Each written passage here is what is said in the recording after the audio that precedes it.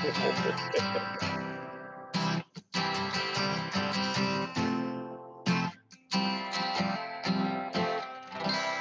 go. That should lead us into 7:30. Oh, I love it. That was good, John. That was good. Impressive, John. Man. I'll be playing at Reverend Edie's church as soon as we Yes. get over COVID. I'm a little freaked out that you had the guitar just ready to go, like you were Well, waiting for that moment. There's 6 of them in the house, so there's usually one. Nice. There's always one nearby. So we're going to get started with the meeting now. For all of our CAN TV viewers, you were just greeted by the lovely sounds of Police Board member John O'Malley. Before we get started, Jasmine, can you please check your messages? One of our callers tonight needs the meeting ID. So if you can check your messages and get that over to her, I would appreciate that. Good evening, all. My name is Guion Foreman, and I am the president of the Chicago Police Board, and I am calling the board's November 19th public meeting to order. To protect the public's health in response to the COVID-19 outbreak, and as permitted by Governor Pritzker's executive orders 2020-07 and 2020-71, this meeting is taking place remotely. This meeting is open to the public via audio conference and is being carried live by CAN TV. Those participating by phone are on mute in order to reduce background noise and disruptions. We have a court reporter making a transcript of this meeting. I will begin by taking attendance so it is clear who is participating in this meeting. Please say here after I read your name. Police Board Vice President Paula Wolf. Here. Police Board Member Matthew Crowell. Here. Police Board Member Michael Eady. Here. Police Board Member Steve Flores. Here.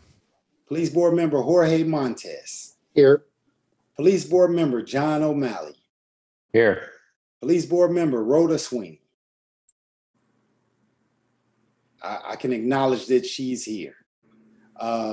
Police Board Member Andrea Zopp. Here. Superintendent of Police David Brown. Here. Chief Administrator of the Civilian Office of Police Accountability Sydney Roberts. Here. Deputy Inspector General for Public Safety Deborah Witzberg. Here. General Counsel to the Superintendent Dana O'Malley. Here. Chief of the Chicago Police Department's Bureau of Internal Affairs Karen Konow. Here. Chief of the Chicago Police Department's Office of Operations Brian McDermott.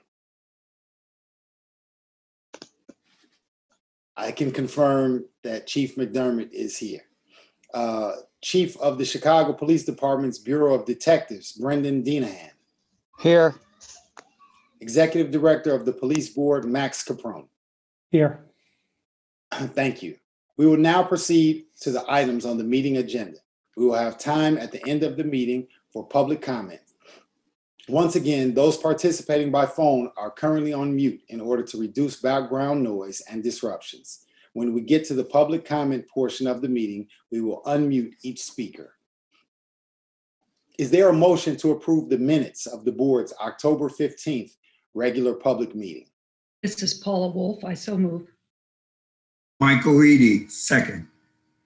All in favor, please say aye. Aye. Aye. Aye. The next regular public meeting will be held Thursday, December 17th at 7:30 p.m. Whether this will be in person or a remote meeting will be determined closer to the meeting date.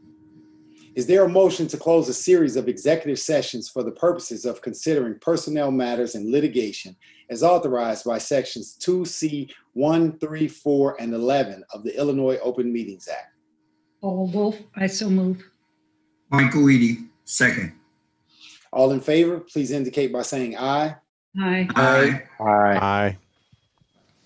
A report of disciplinary actions taken by the board during the previous month has been made available on the board's website. Now we're going to have a special presentation from Max Caprone, Executive Director. Thank you very much, President Foreman. So I am going to share my screen here. I've put together a presentation. The board believes that one way to promote accountability is to be open, to be transparent. And with that in mind, I have a presentation here on an overview of the disciplinary process here in Chicago, and then describing the police board's role in that process. So let me share the screen here. Okay, so the police board is an independent board of 9 civilians, and they're responsible for deciding the most serious disciplinary cases. That is, the cases in which the superintendent of police recommends that an officer be discharged, that is, fired from the Chicago Police Department. Cases may arise out of on-duty incidents, such as police-involved shootings, or off-duty incidents, such as domestic altercations. The common denominator among these police board cases is the recommended discipline. And again, this is where the superintendent is recommending that the officer be discharged from the department. I'm going to divide the process into 2 parts. The first part is, how does a case reach the police board? And then I'll talk about how the board decides the cases that do come before it. So the first step here is a complaint of alleged police misconduct. In the Chicago process, all complaints of alleged misconduct are received by the Civilian Office of Police Accountability, also known as COPA. And COPA's website is chicagocopa.org. They have information there on the complaint process and how to make a complaint.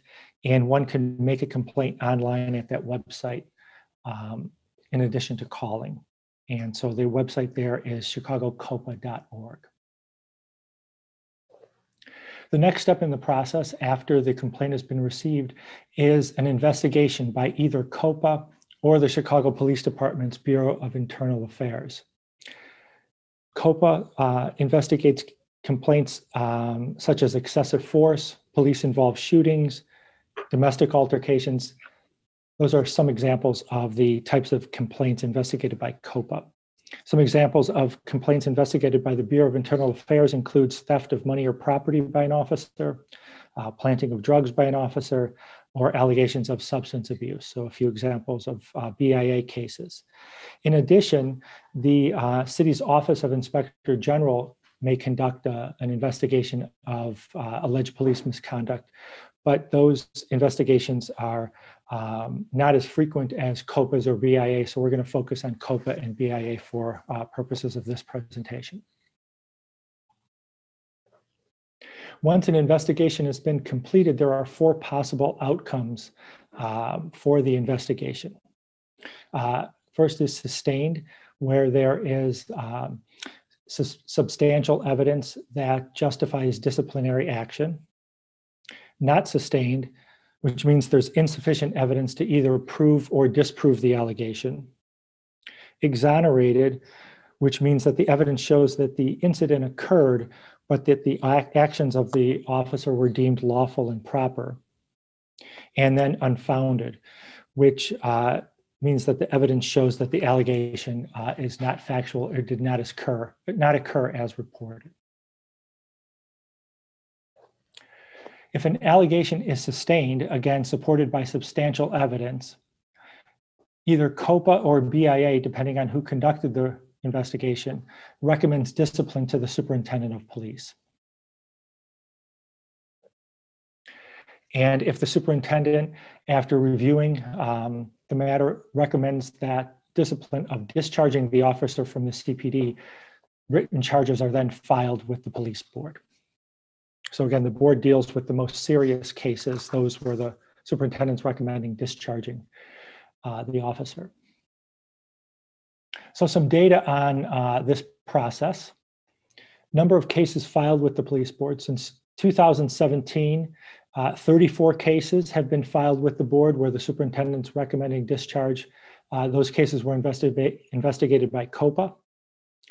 And as far as the cases investigated by BIA, 25 have come to the police board. Again, these are discharge cases since 2017. So as you can see from these numbers, only a small number of complaints end up coming to the police board. And the reason for that is not all complaints are sustained, and then not all sustained complaints rise to the level of discipline where the officer is being recommended for discharge. As far as how long this first part of the process takes, the time from complaint received until the charges are filed with the police board. For cases filed since 2017, the median amount of time is 3.14 years. So what that means is that half the cases took less time than that, half the cases took longer than that. The median is 3.14 years. Okay, moving on to the second part of the process. How does the police board decide discharge cases? As we mentioned, the superintendent files charges with the board. Those charges are then served on the accused officer. So the officer is given notice of what alleged misconduct he or she is being charged with. These charges specify the rules that the officer is alleged to have committed, and also include specific information as to how he's alleged to have violated those rules. Once the charges are served on the officer, the charges are posted on the police board's website, that is chicagopoliceboard.org. After charges are filed, the case is assigned to one of the board's hearing officers on a random basis. And the superintendent who's bringing the charges is represented by the city's corporation counsel. The accused officer is represented by her or his own attorney. And in almost all cases before the board, the officer has an attorney to represent her or him. In addition, in general, the officers' union will pay for the attorney if the charges arise out of the officer's official duties. If it's not a duty-related incident or not duty-related charges, in general, the officer is responsible for paying for his or her own legal representation.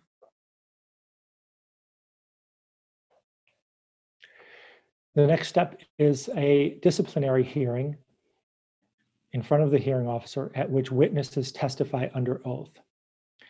This hearing is open to the public.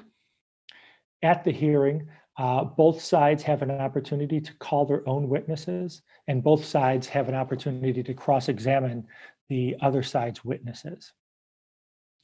In addition, each side has an opportunity to present evidence. Sometimes there's video evidence, sometimes there are documents that they present. Each side has an opportunity to do that as well.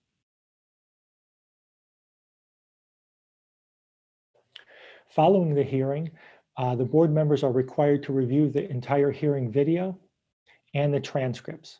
So the hearings are transcribed, so every word that is spoken is taken down. In addition, the hearings are video recorded, and the board members review this material prior to making a decision.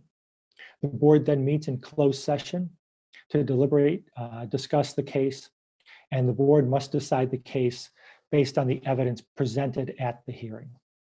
Max, before you go to the next page, can you give an example, last several cases, about how long are the videos? That'll give us a good idea of, that'll give the viewers a good idea of the volume of the cases. Yeah, certainly. So for the last three cases, the amount of time is varied. The length of the hearing depends on the complexity of the case and the number of witnesses that will be testifying. There was about 15 hours of video for one of the recent cases. Another one had about 8 hours of video, and a third had about 4 hours of video. So again, some cases are more complex than others, and some hearings last longer than others. Board members are required, no matter how long the hearing is, to view the entire video recording and read the entire transcript. Thank you.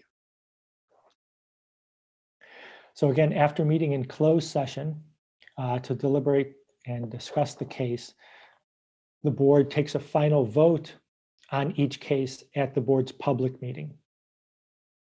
And then a detailed written decision is issued to the parties and posted on the board's website. So the written decision includes detailed explanations of the reasons for the board's decision. It notes what charges the officer was found guilty of, what charges they were found not guilty of, and then it notes the penalty, either discharge, suspension, or if there's a not guilty finding, the reasons for those findings as well. Some data on discharge cases decided by the police board. So you can see since 2017, the police board has found the officer guilty of charges and ordered that they be discharged from the CPD in 27 cases. Officers found guilty but given a penalty less than discharge, that is suspended without pay, in 7 cases. Officers found not guilty of all charges in another 7 cases. And in 13 instances, the officer, after charges were filed, ended up resigning from the CPD rather than go to hearing. So those 13 officers are no longer, 13 individuals are no longer on the job because they resigned. So that's the process. I hope this has been helpful. There's much more information on the board's website. And as I mentioned, all of the board's decisions are on the website. Again, the hearings are open to the public. The schedule of hearings is posted on the website. So again, the board makes great efforts to try and be open and transparent in both the decision-making or the hearing process, and then posting the reasons for its decisions so that the board, or so that the public can make an informed judgment of the board's work. So again, thank you very much for that. Thank you, Max. That's my presentation. Thanks. Thank you. One thing I just wanted to add, I thought this was very thorough because we get this question a lot, and that is when the police board terminates an officer, what happens to the pension? So Max, do you want to address that? Yes. Officers' pensions and whether or not they keep them is governed by Illinois law. And so whether or not the officer keeps the pension is not up to the board, but that's decided by the police pension board following Illinois law. And my understanding is that an officer loses his or her pension if they've been convicted in criminal court of a duty-related felony.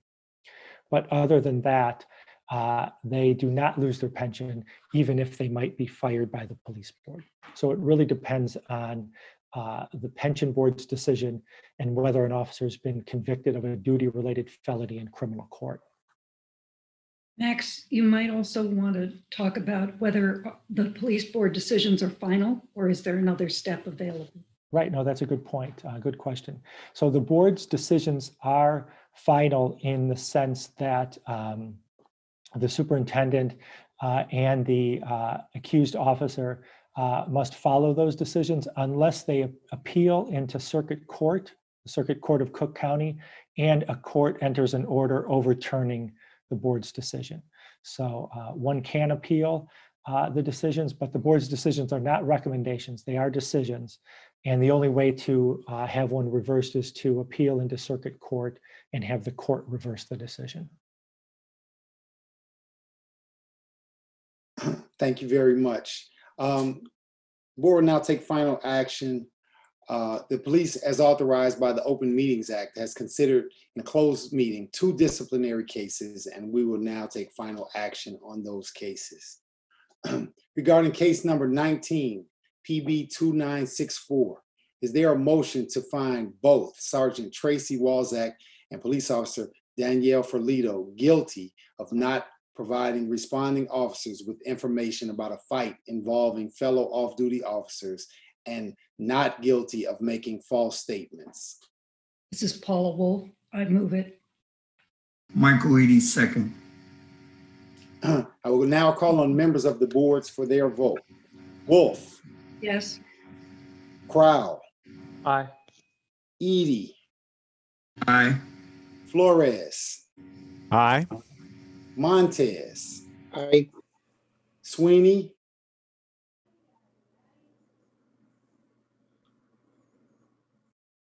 She's on mute. Yeah. I'll come back. I'll come back, Judge Sweeney. Zop. Yes. I vote in favor. Judge Sweeney? Oh, so we're getting a positive indication of yes. And now I see my camera came back on so I can end this other computer session over here.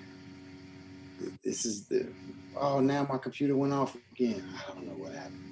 I'll try to log back in on another computer.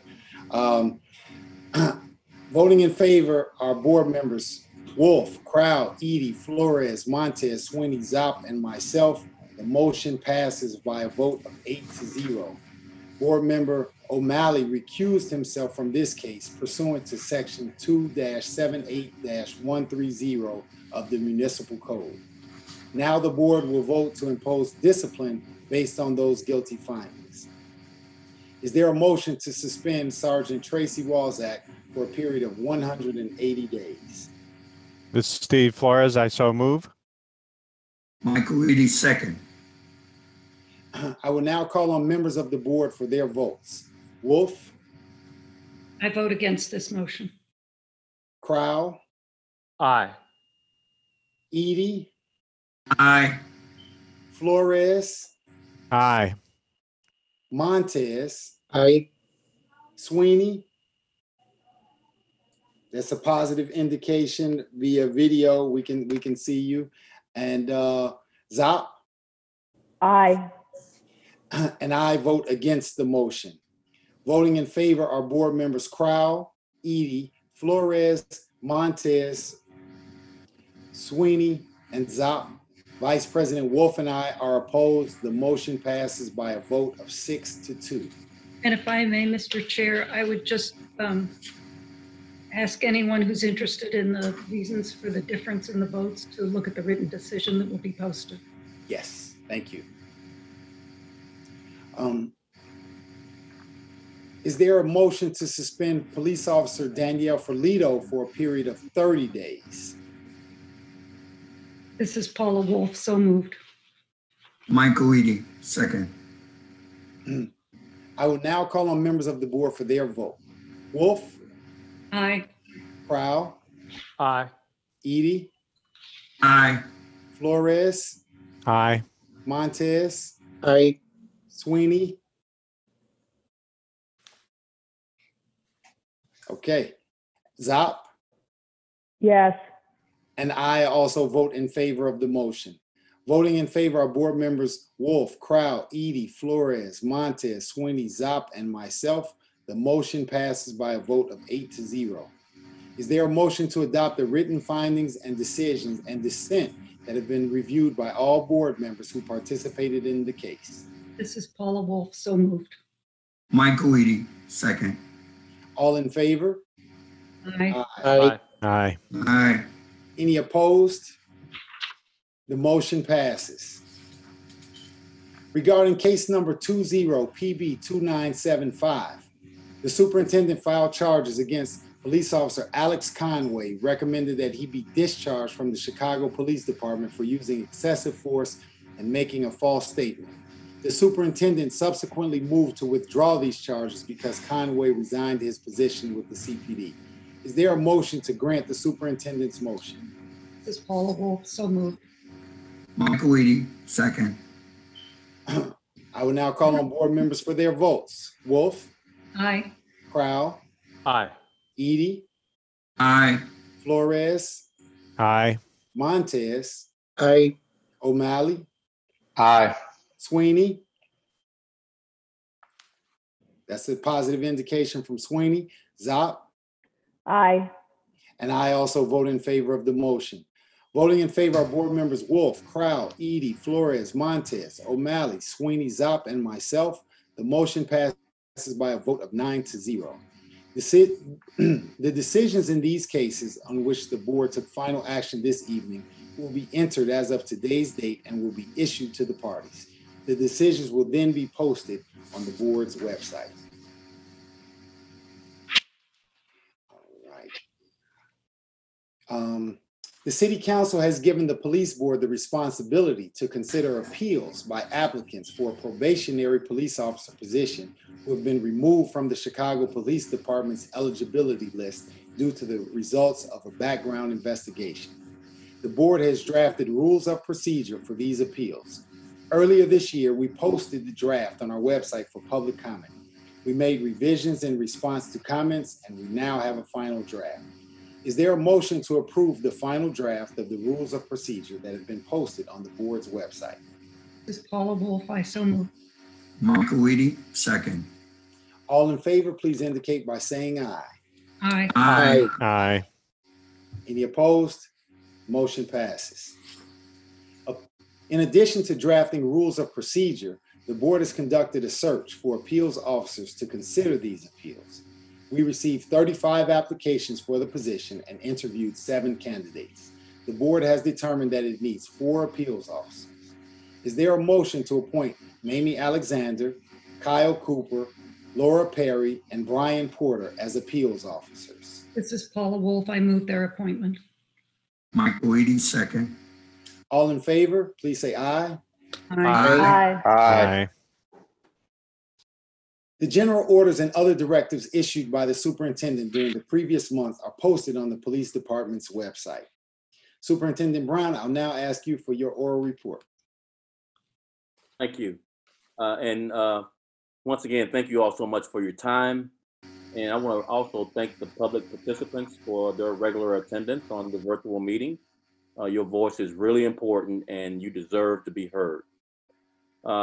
If you don't mind, I want to begin by taking a moment to remember Officer Samuel Jimenez, who lost his life 2 years ago on today in the Mercy Hospital shooting, if you all recall. Also, Dr. Tamara O'Neill and Deenih Les were both killed on that fatal day. So I just wanted to remember that tragic incident. Tonight, I also want to provide you with an update on the 5 pillars of Chicago Police Department that we're going to build on as we move forward.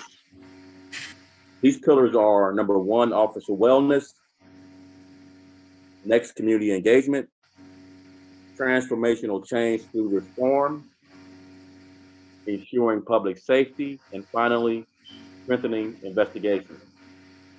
These pillars must be driven deep into the organization to have cultural change. I'd like to focus on one of these pillars tonight, and it's community engagement. We are changing the way Chicago Police Department engages the community. If you recall, CAPS officers have been the primary source of community engagement. Those officers have done a great job. But community engagement really means the 100% of the organization is involved with the community, engaging and building trust. We started this with the community safety team, the citywide team, being required to engage community in a community service project weekly. If you recall, citywide teams have been known in Chicago to be roving strike forces. So instead of this occupying force, we wanted them to start building trust in the community by utilizing these community service projects to get to know people in the areas where they're patrolling. And so this reinforced that everyone is involved in community engagement. Then we've taken that same approach with all of our TAC teams. Our TAC teams have a similar reputation of just coming in and making arrests. We challenge the TAC teams to also engage community and community service projects. And here recently, we've challenged our detective bureau, our chief of detectives, who's on the call, Chief Deenih, to also get involved with community service projects. One of the premises for this is, when detectives only show up to investigate a tragedy, they haven't had time to build relationships with people who might trust them much more if they've known them before in an engagement without a crisis. And so the detectives have been participating in beat meetings, community cleanups, and candlelight vigils. These candlelight vigils are important because, as you all may suspect, these victims can see the detectives, their families can see the detectives, the witnesses can see the detectives at these candlelight vigils and truly know our detectives care. And it takes this level of compassion that encourages reluctant witnesses to come forward and give grieving families a glimpse into the dedication of the Chicago Police Department's detectives. And all of these engagements, the TAC teams, community safety team, and our Bureau of Detectives are measured and tracked through our CompStat system of accountability in the same way we track our other public safety metrics like tickets and arrests. And it's important that CPD holds itself accountable and measure these interactions and as a key component to our overall success. And I want to thank all the officers who were challenged with this new dynamic of engaging the public.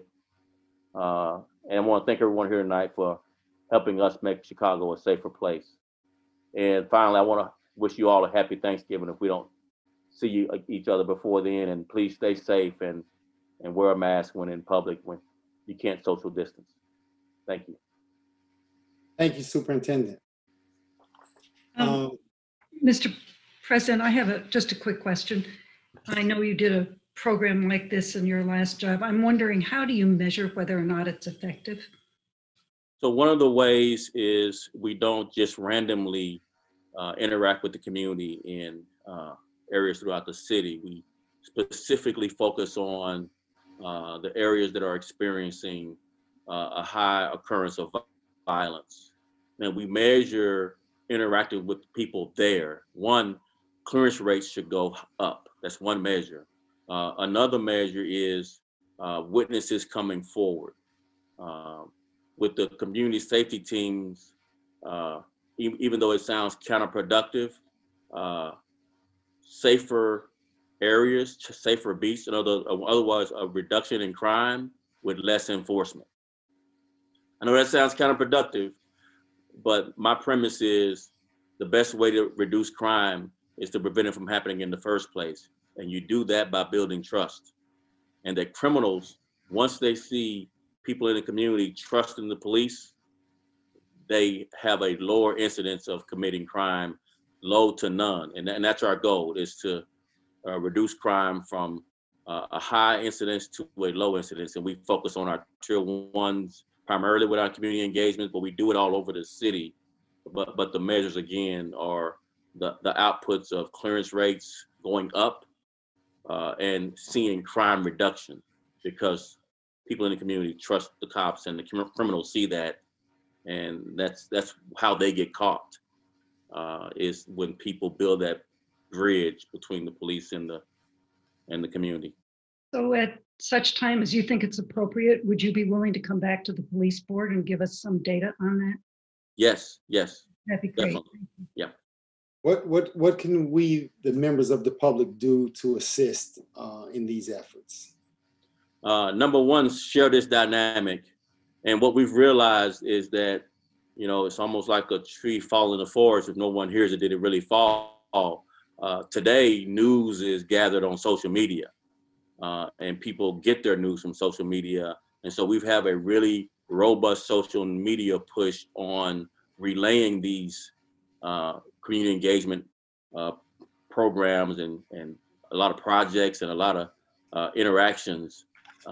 So sharing it with your network of people in the city is number one. Number two, if you are so inclined, engaging on social media, retweeting and liking these community engagements on social media.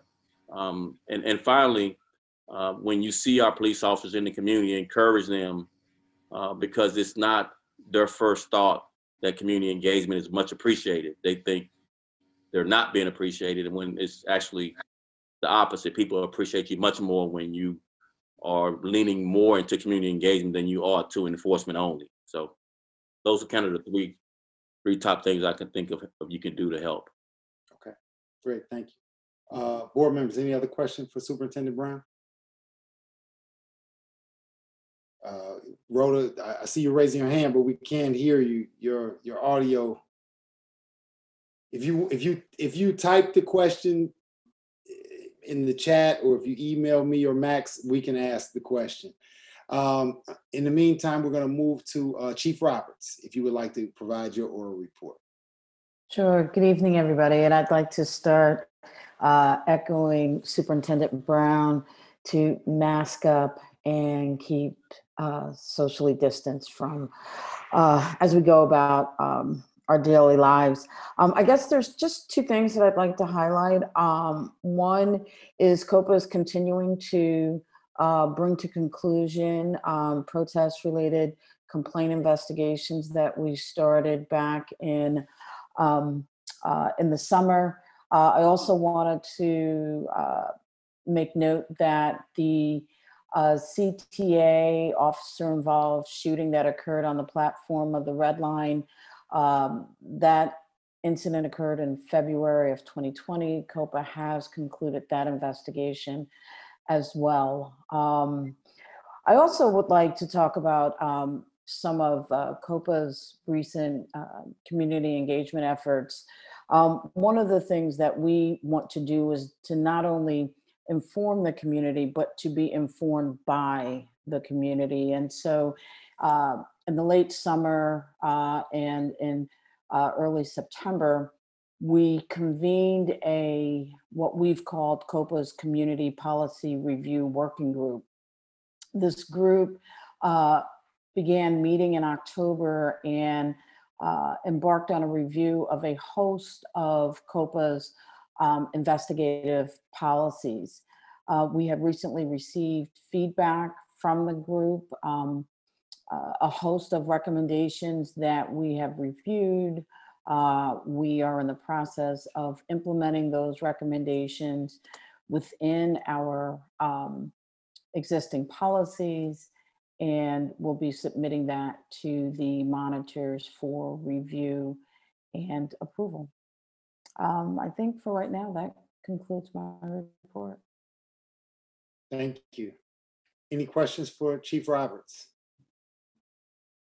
Thank you. I will now call upon members of the public who signed up in advance to speak. Each speaker will be unmuted after I call his or her name. The first speaker, CPD Transparency.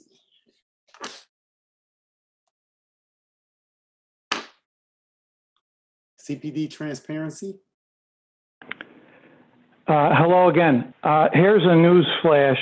Chicago police officers have been caught impersonating other police officers under oath right under the nose of the U.S. attorney. Even though the cops were caught on camera, they broke Rule 14 in written reports and internal affairs interviews, and they kept doing it over the course of 5 years, even though they knew the U.S. attorney was watching. Karen Konow in Internal Affairs didn't notice anything awry. Internal Affairs didn't even notice a white shirt who kept impersonating a blue shirt caught on camera. Everything is being put on YouTube. The channel is Chicago PD Transparency. Make sure you go to Chicago PD Transparency. The names of the Chicago police officers who've been caught: Michael Kruger, Gregory Bagnall, Robert Palaniuk, Robert Heskin, Gabriel Flores, John McGovern. These bastards belong in prison. Dana, I'm referring to CPD General Counsel, Dana O'Malley. Dana, I know your father was CPD. Is your father Anthony Pescia? Was he convicted in federal court? Sincere questions. I'm trying to figure out how this particular evil happened. It's been 5 years. It's been hell. Have you heard of the Marquette 10 and John Ambrose? Cops snicker about you like the mob snickered about John Ambrose. Rahm Emanuel, Ed Siskel, and Eddie Johnson picked you for general counsel. They moved you there right before Lightfoot took office. Is your father, Anthony M. Pescia, an unbelievably crooked Chicago cop convicted in federal court? You've denied Pa Tony more than 3 times. Which is worse, being a crooked, low-down, yellow-bellied sapsucker like Anthony M. Pescia, or I'm sorry. I know you have the right to speak. I'm not going to allow it to be disrespectful right now. I'll deal with the penalties or whatever we have to do, but I'm just not going to allow for disrespect right now. So Thank you, sir. you can call back in next month and we can have this conversation again, but I'm not going to allow for disrespect on the call. Dana, I apologize for that. I'll be faster on the mute button the next time. Next speaker. Thank you, Mr. President. Thank you. Next speaker, David Dewar. David Dewar. The next speaker, Cece Edwards. And Cece, I don't have a telephone number for you. If you can press *6, I would greatly appreciate that to unmute all of the speakers, *6. Good evening. Good evening. Good evening, panel. I guess that was unfortunate, but you know, sometimes people get excited when they're trying to tell the truth, or not. But anyway, I'm C.C. Edwards. I'm a lifelong resident of Park Manor, and I now live in Chatham, part of it. And I have been working with the Chicago Park District for 15 years, volunteer. We were able to resurface and actually rebuild Grand Crossing Park with a $250,000 playground.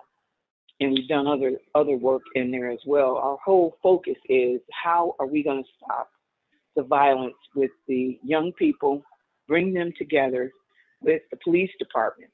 And we have a discussion. We discussed this on Saturday, and we came up with some great ideas. And I want to know if the board will help support us in getting that done.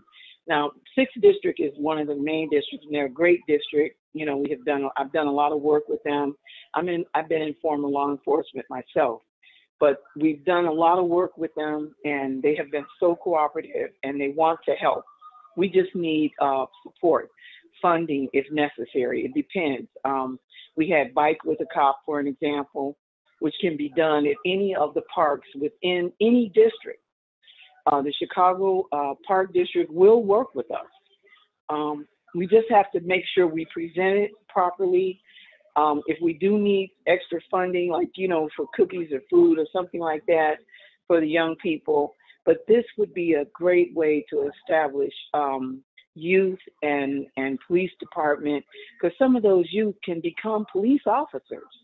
And that's one of the things that I think would be great to help stem the violence. We also had chess with a cop inside the parks, working with the young people. And the question is whether the police officers would have to do it on work time or whether they have to do it on after time, overtime, other time. And that has to be worked out. Thank you. With the district and worked out with you. So I would hope that you would keep that in mind. And I think my last point is I think you have a SWAT team, or you're working on SWAT team that will make some of our bars and on 75th and 71st cooperate with the city ordinance on the, you know, phase of gathering, social distancing, wearing masks, ending at 11 o'clock or 12 o'clock. They're not adhering to that. Thank you. So thank you very much. Superintendent, do you want to? Yeah, it's one of the reasons why I have the Chief of Patrol Operations, Brian McDermott, here to document those concerns in the 6th District so we can follow up on those. And I just want to ask the President if we could get maybe contact information from the caller so we can follow up, make sure we're addressing those concerns. So, I do have an email address. I'll make sure I can get you the email address. Yeah, and I just wanted to just finish up with, I absolutely love the idea of the interactions she mentioned in the park district and with those officers. And those officers can do that on their duty time, not any extra time. We're creating those kinds of community engagements throughout the city. So that'd be something right up our alley. Thank you. Superintendent, I'm going to go back. Thank you, Superintendent, and thank you. And you can contact me by email, and I'll definitely be willing to work. We are on our way to working with, I've been working with Sergeant Hughes and the commander of the 6th District, and they have been great. So thank you again. Thank you. Thank you. Superintendent, I'm going to go back to Judge Sweeney's question. Okay. Chicago is reporting 700 homicides, and the entire country has really seen a spike. What do you attribute these numbers to? First of all, thanks for the question. It's just such an extraordinary year for all cities, but especially if you look at a closer comparable year would be 2016. If you all recall, the 2015 release of the Laquan McDonald tape had a similar spike in violent crime. I think that the year ended with 765 homicides in that year. We obviously are having a similar year, except we also have a global pandemic, which has impacted jobs, people's anxiety, likely a lot of concern in the community that's already impacted by a lot of other societal issues beyond policing.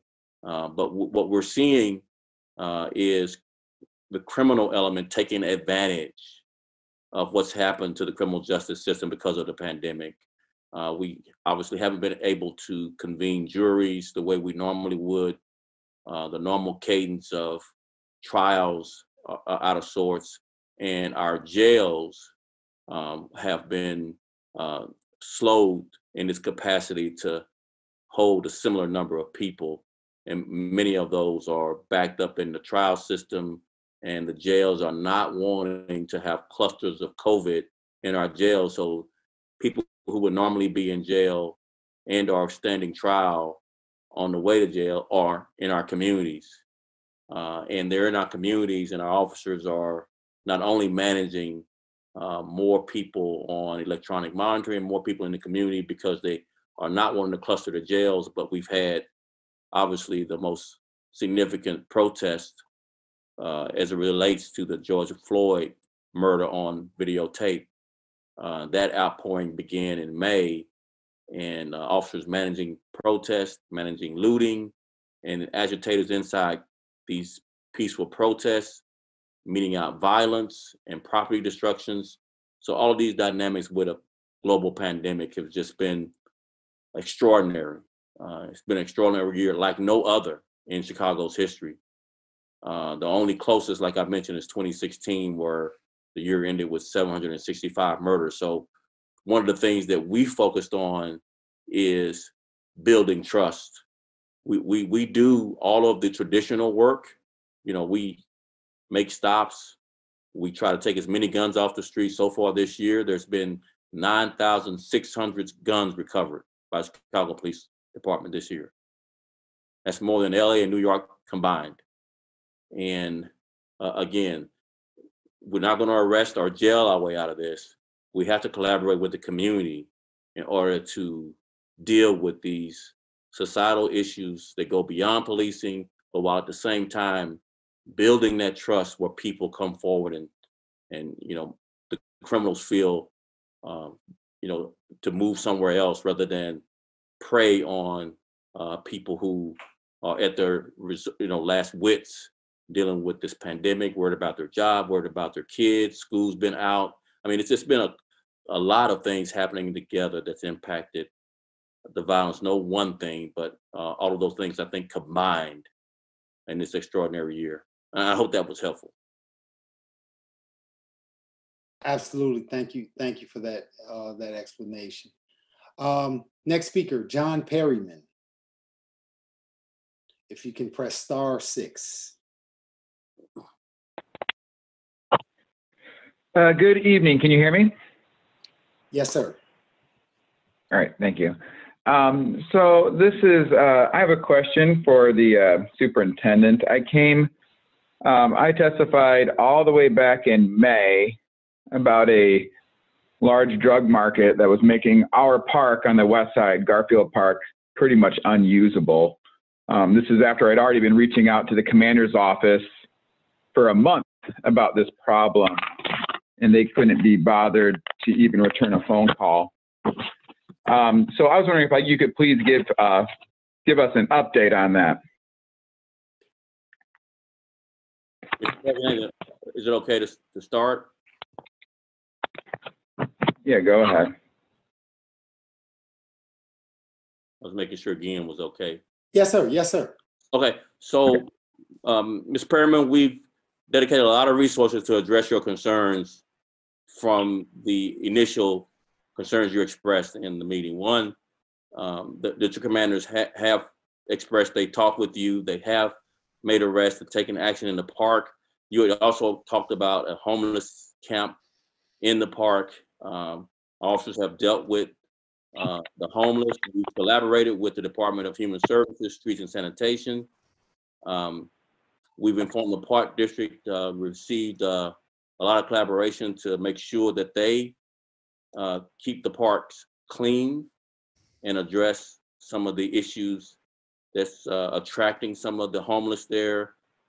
We've pushed this, your concerns up to the area deputy chiefs. It's Deputy Chief Cato, who's directed additional officers, including narcotics, our community safety-wide teams, to spend special attention in the parks. Deputy Chief Cato expressed that he last spoke with you recently, and that all the work that they've done that basically you didn't express was satisfactory. And we're dedicating a lot of resources to your concerns, Mr. Perryman. And I don't know how much more we can do. We committed to this, clean up this park. We've done extraordinary work. We've collaborated with other city departments. And I'm just curious to hear what else do you want us to do? We'd be glad to offer up any other additional resources, but we've committed quite a bit to you, Mr. Perryman, and your concerns. We've taken it serious. Well, Superintendent, I'd like to respond to that real quickly. Yes. So obviously, you're saying you put a lot of resources. Well, the drug market moved over about 200 feet and is still flourishing. Can you please explain why that is? We addressed this. You said the same thing like a couple of times already. And I'm going to say it again. Our narcotics addressed it when it moved over. And we've put people in jail. We've put additional officers there to make sure they didn't come right back. And when our area deputy chief visited with you to express this to you, you wouldn't acknowledge that even happened. Would you say that you feel like you've been successful in this endeavor? Yes. So I'm trying to get a sense from you. Moved over 200 feet, Superintendent. And so you feel like you were successful. I'm going to ask you again. Do you feel like you were successful? And by the way, this drug market is bigger than it was 6 months ago. That's not what any of our officers expressed. So they're not being honest with you. They're telling you stories. I don't want to argue with you, but we took action when it moved over to a different area, and we tried to get you to acknowledge our work, and you refused for whatever reason. That is simply not true, and I'm going to call you out a little bit, Super. Mr. Perryman, I'm sorry. We're going to keep moving because this is going to keep going back and forth.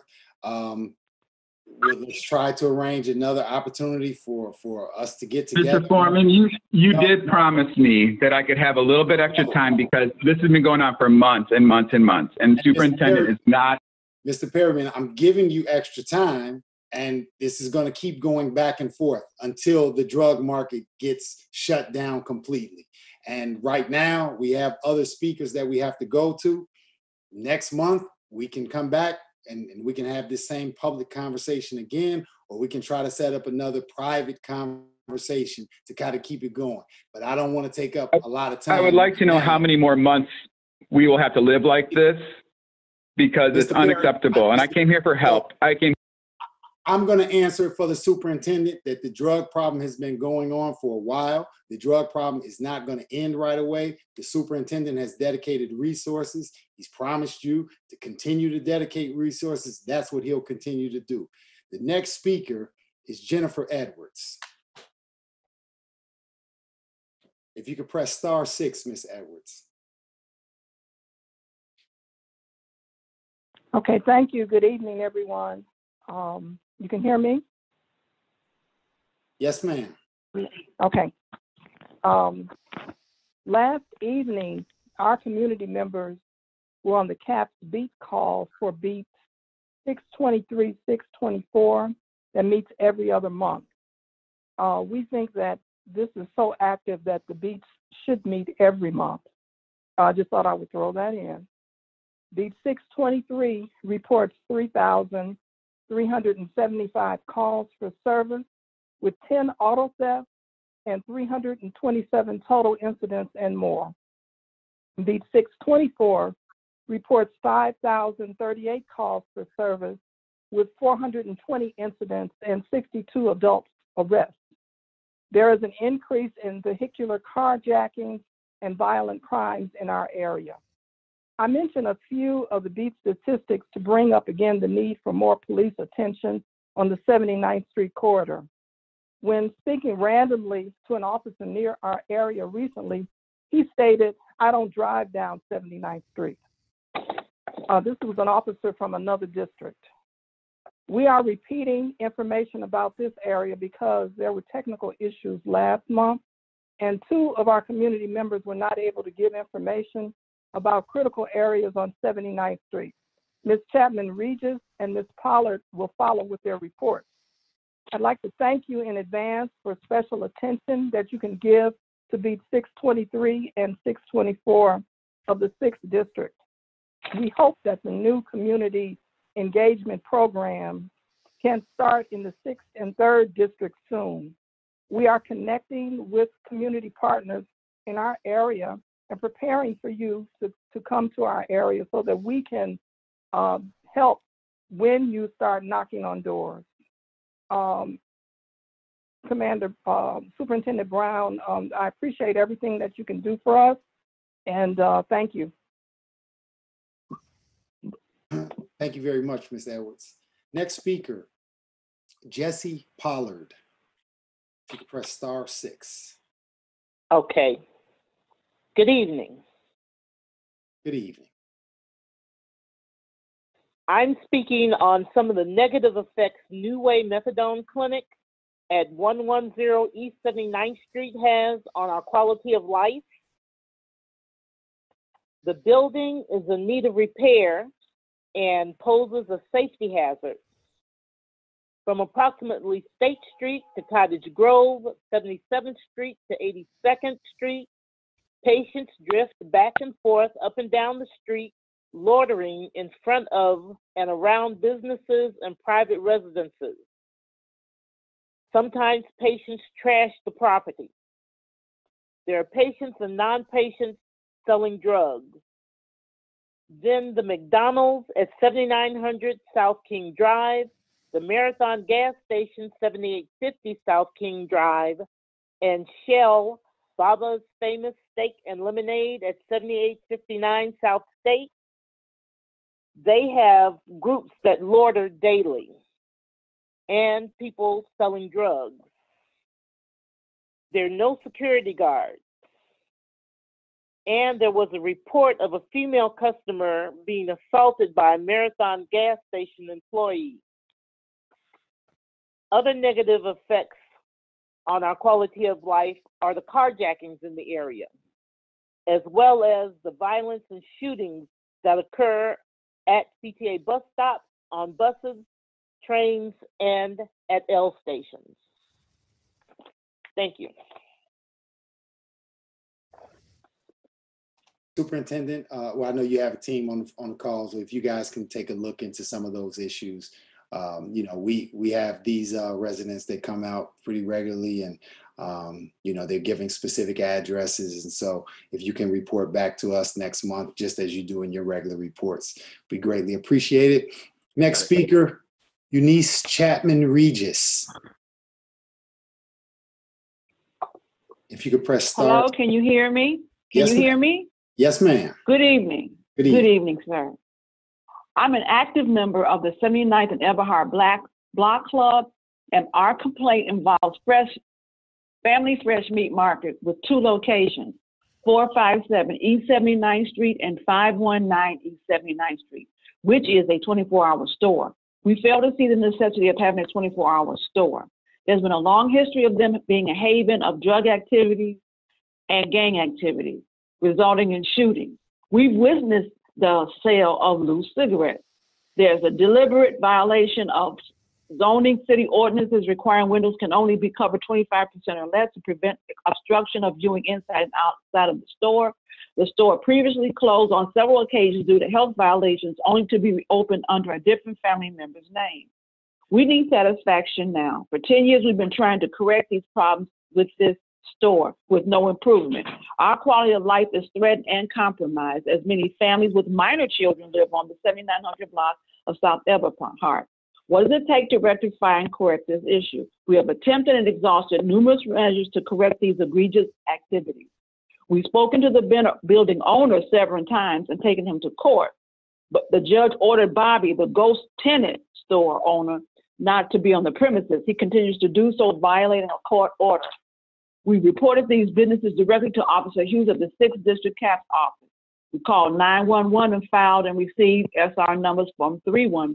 Complained at CAPS meetings, complained at block club meetings, complained at registered community meetings, had roll call at Sheriff's Department 2 years ago. Bobby, the ghost owner of that rents the store, said he will never leave. How does he continue to be a blight on 79th and Eberhard? Currently, there is loitering in front of the store, which is filtered down the 7900 block of Eberhard alongside the store, to the extent that these loiterers camp out in lawn chairs with people gathering each day, even in inclement weather, with loud profanity and boisterous activity. Apparently, they're... I'm sorry, that was time. Superintendent, you want to respond to that? Yeah, it's a good reason why Chief McDermott is here making note of this so we can follow up with her. And I just want to ask, Mr. President, can we get the contact information to follow up? Absolutely. To make sure we collaborate with city buildings and business departments so we can get that place shut down. Yeah, that's what I was going to ask. If we can touch base with BACP and buildings, just to try to have a coordinated effort. You know, CPD can do some things, and some of the other offices, they have some other powers that they can utilize, just so for efficiency's sake. So we'll take the lead on it. Yeah, we'll take the lead on it. Great, thank you. So Max or Jasmine, if you can get that information over, that would be great. Next speaker, Laree Suttle. If you could press *6, Miss Suttle. Good evening. Can you hear me? Yes, ma'am. Okay. So my name is Laree Suttle. I've spoken on the record at every police board meeting since July of this year, and tonight's meeting may be my last. Before I was gifted the responsibility of working with senior members of the Chicago Police Department to review, revise, and formally recommend use of force affairs in June, I was a former field organizer, which is a form of community engagement for Governor Pritzker and Lieutenant Governor Stratton, communications and research intern for Attorney General Raoul, and former legislative intern for Illinois State Representative Hurley. In September's police board meeting, I announced to members of the public that I was resigning from the Use of Force Community Working Group, and at that time did not wish to disclose why, citing internal sensitivity. However, after days of deep internal reflection, reading what's been said about the working group in the press by senior department officials and city representatives, as well as following up with appropriate involved parties for this process with very thorough internal and external documentation shared over the course of this experience. Tonight, if I may, I would love to take this opportunity to publicly but briefly explain my abrupt resignation with a quote by Bell Hooks about the strength of Black women. They ignore the realities that to be strong in the face of oppression is not the same as overcoming oppression. That endurance is not to be confused with transformation.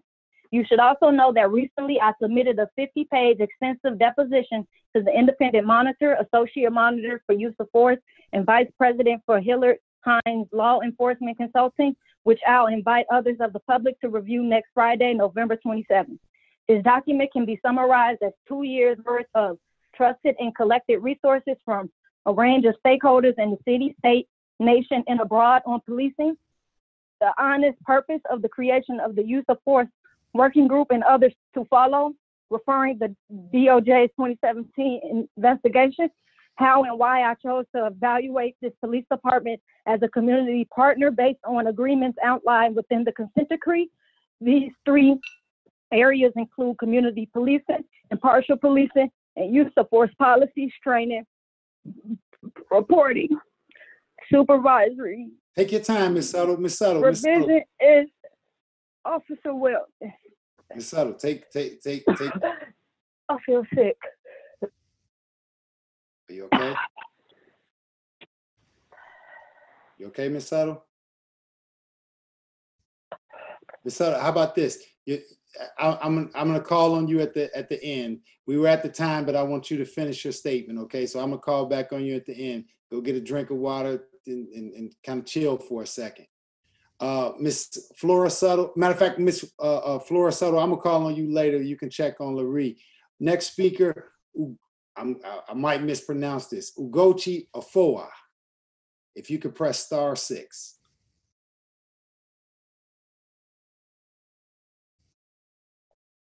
Good evening to all attending and listening in on this meeting.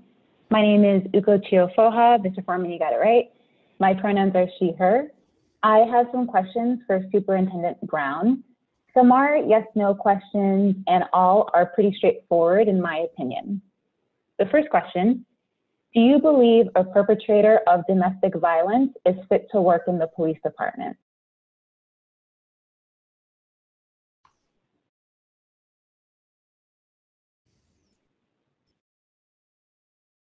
You're going to Q&A me throughout, or are you going to ask all of them and come back? No, I'll ask them one at a time. Oh, one at a time, okay. Yeah. If they're convicted of domestic violence, there's obviously been a history of discipline. When you say perpetrator, I'm not so sure you mean convicted of domestic violence, right? So. Yeah, or I mean, these are also more so hypothetical. So like, regardless if they were convicted or not, like if someone is a person who commits domestic violence, do you feel they're fit to work in the police department? There's been various levels of discipline for domestic violence, and we take it very seriously and we don't tolerate it. All right, thank you for your response. My next question is, do you believe a person who commits sexual assault is fit to work in the police department? Convicted of sexual assault? No, they are not. Thank you. Do you believe someone who lies regarding their job or ability to perform their job is fit to work in the police department? No, I do not. Thank you. The last two are more, are not so much yes or no. So this week is Trans Awareness Week. Tomorrow is the Transgender Day of Remembrance. What is the Chicago Police Department doing to observe, celebrate, or honor either or both of these annual events?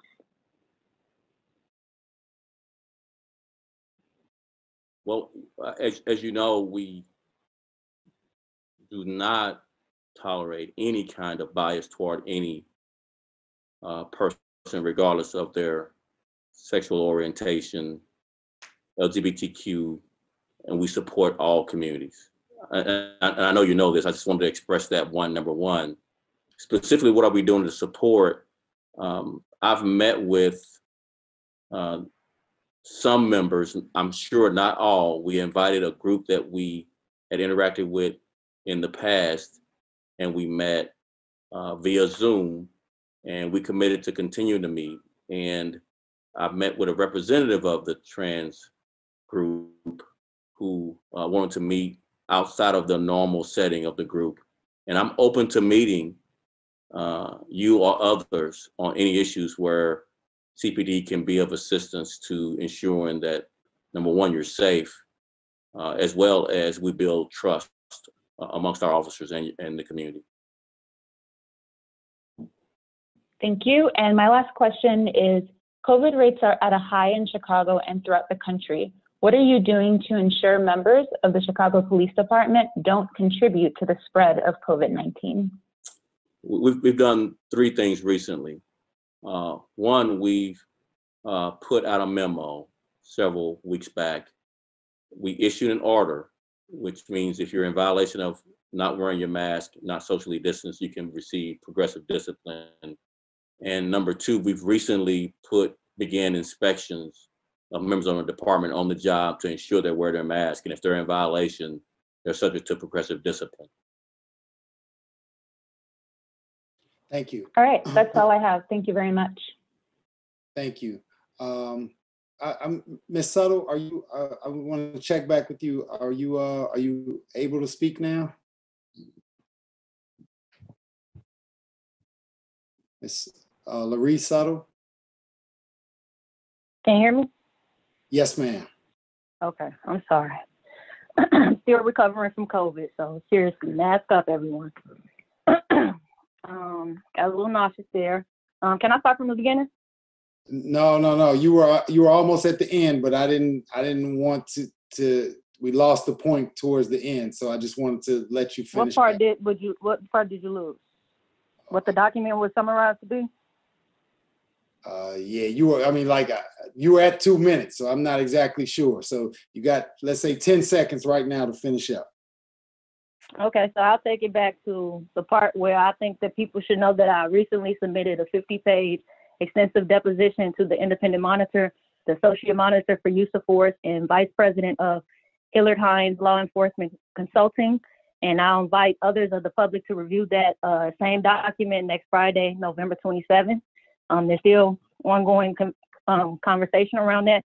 And the document can basically be summarized as 2 years worth of trusted and collected resources from a range of stakeholders in the city, state, nation, and abroad on policing, the honest purpose for the creation of the use of force working group and others to follow. It's really referring to the DOJ's 2017 investigation. I'm sorry, Ms. Soto. I'm gonna have to cut you off. I apologize. But if you want to follow back up with us, and we can get the information to CPD, and we can follow back up next month. I hope you will reconsider and come back to the meeting next month. Next speaker, Flora Suttle. Can you hear me? Yes, ma'am. Can you hear me? Yes, ma'am. Good evening, everyone. I'm Larie's grandmother, Flora Suttle. You heard Larie say she's recovering from COVID. So am I. I recently finished my radiation treatment for tonsil cancer, and immediately following I got COVID.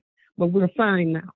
So all this work that we're doing, we did it through our COVID 14-day quarantine. I'm calling tonight because, as always, my son was killed by a black off-duty police officer on February 11, 2012. I've had conversations with COPA about reopening this case, and as we stand now, it's not going to be reopened. At least that's the last word I heard from Sydney, Chief Roberts. She's not reopening the case. I didn't speak last month, but I referenced an article called Civilian Office of Police Accountability, and that's what we're all about here, accountability, rules and regulations, dated effective April 13th, 2018, and she was an officer there. After reading that, my granddaughter reached out to the Deputy Inspector General of Public Safety, Ms. Deborah Weisberg, and I spoke with her. She called us back, and I spoke with her, and I'll be speaking with her in a couple of weeks concerning this case. We'll see where that goes. And then, I'm going to follow the process. I asked, what's the policy? What's the procedure? And what's the process? So this is a part of the process. I'll be speaking with them. And then we'll see where that goes. I want accountability. I want transparency for my son. And let me finish by saying this. I'm a member of the Central South Shore Area Council. I haven't been active lately because I've been sick the past couple of months, but they're doing great things over here in the 4th District, in the South Shore area. And some of them live in the 3rd District. I pay attention to 75th and Pack. Oh, my time is up. Yes, ma'am. I'm sorry, Ms. Suttle. Thank you very much. And our prayers are with you and your granddaughter for a speedy recovery. Our last speaker is Mr. Robert Moore. Mr. Moore, if you're here, if you can press *6. Mr. Moore. All right. No response from Mr. Moore. At this, just make sure. At this time, all members of the public who have signed up in advance to speak have been called upon. Is there a motion to adjourn? This is Paul Wolf. I move we adjourn. Michael E. second. All in favor, please indicate by saying aye. Aye. Aye. Aye. Thank you very much. I want to wish everyone a happy Thanksgiving. Please stay safe. Let's use this time to think about our family members and friends in a different way. We can't necessarily see them the way that we would want to this year, but let's keep the positive energy going, and let's hope for safety for everyone and the fastest possible exit out of this COVID situation that we're in. So thank you, everyone. Look forward to seeing you all next month. Thank you. Thank Happy you. Thanksgiving to everybody. Happy Thanksgiving Bye, to everybody. everyone. God bless. Bye-bye. Thank you. Take care. Thank you, Mr. Foreman. See